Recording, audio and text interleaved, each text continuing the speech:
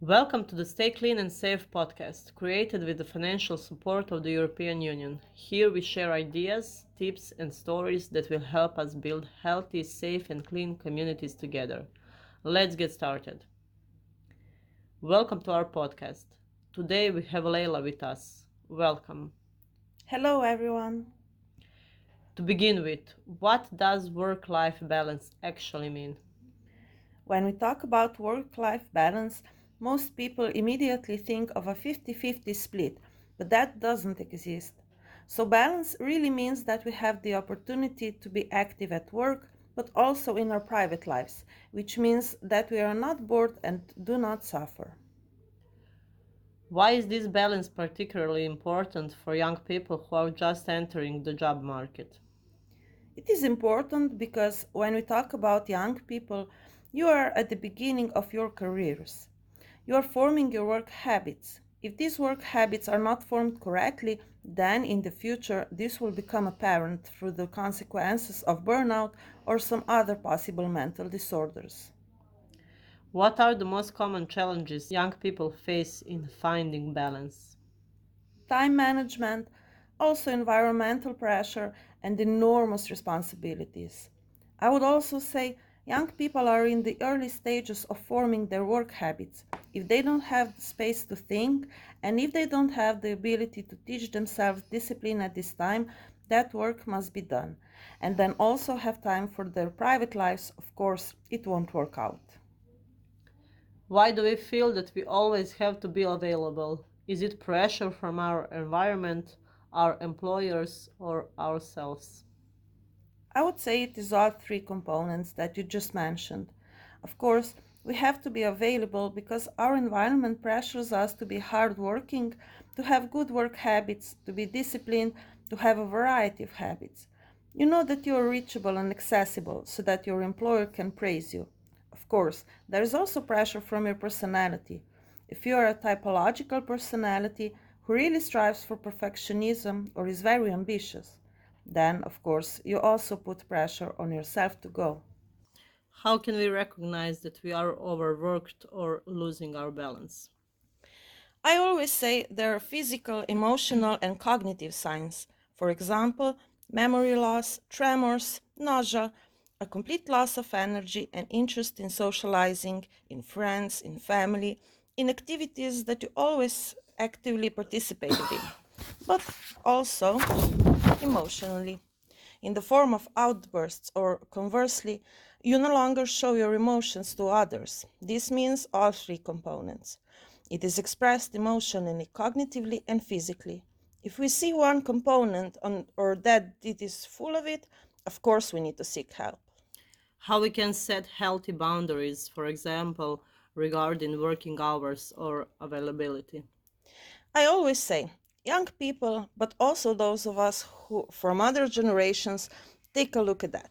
This is especially important at the beginning when the conscience is still on the table. If you see that your employer offers flexible working hours for your well being, at least one happy hour, as we say, during which you can go to the gym or whatever. You don't have that micromanagement. This means that as a person who is just starting their career, you have to set healthy boundaries for yourself, for your whole life. Because of this, never allow yourself, but also others, to micromanage, to cross the boundaries of your life. You can also stand up for yourself and say that we are currently in a more hybrid environment. So we can say that we also have flexible working hours.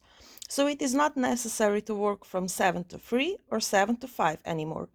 Because now this whole period is based on the fact that we have more quality than quantity, which means more quality work than quantity, or how many hours we have spent.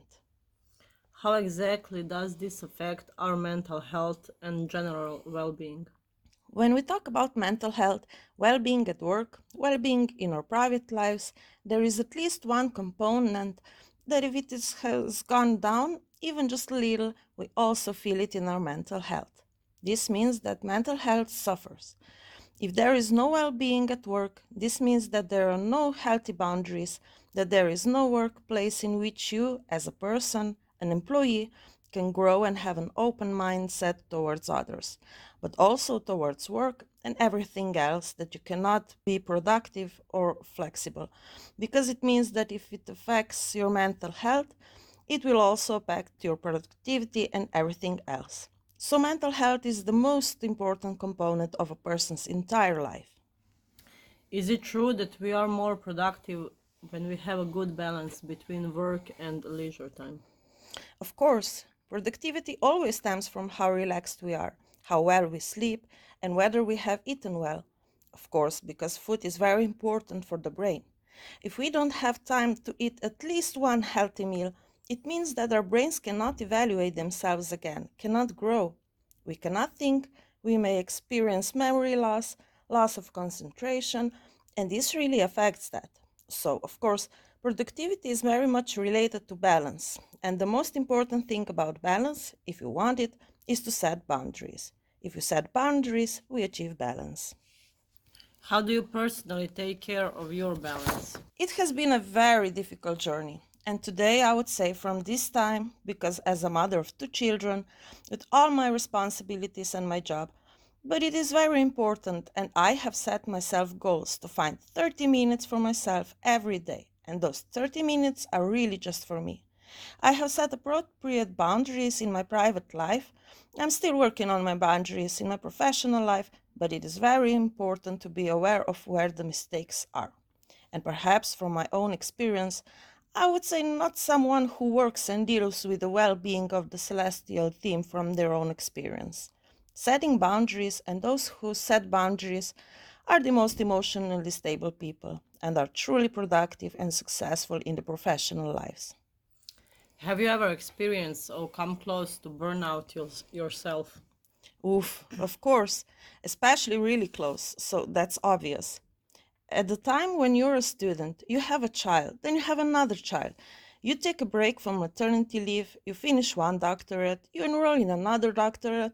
Of course, there is an outburst where you can no longer remember exactly where you are. So, of course, I also experienced this once. For example, I came to work and I didn't even realize that I had come to work. What did you learn from this? I learned that employees can be replaced. My children will grow up. Of course, they grow every day. But if I don't take care of myself and improve my own life, what can I expect? Because, as I always say, we can all live without everything, but we can't live without each other because we are very connected and I can't leave this body, nor can my spirit. So if I don't take care of the quality of my mental health with physical health, I cannot expect good mental health, good physical health, or very high quality of life, which is the most important thing. We all strive for that. What advice would you give to young people who feel lost or trapped by their obligations? I think that at least once in our lives we all feel that way, that we are trapped by our obligations. I always say my advice this week is to do the most urgent things, and then I will rest more. The most urgent things, really do them. If there are three obligations, I always set five. Those five this week, everything else can wait. I apologize, but everything can wait. So that I can at least relieve myself or get rid of this feeling that I'm lost between obligations and my life. So set yourself the most urgent tasks. The most urgent tasks for this week, the rest can wait. And so you go from week to week until you get rid of that feeling. And of course, physical activity is very important for getting rid of that lost concept. So, yes, or rather, that feeling.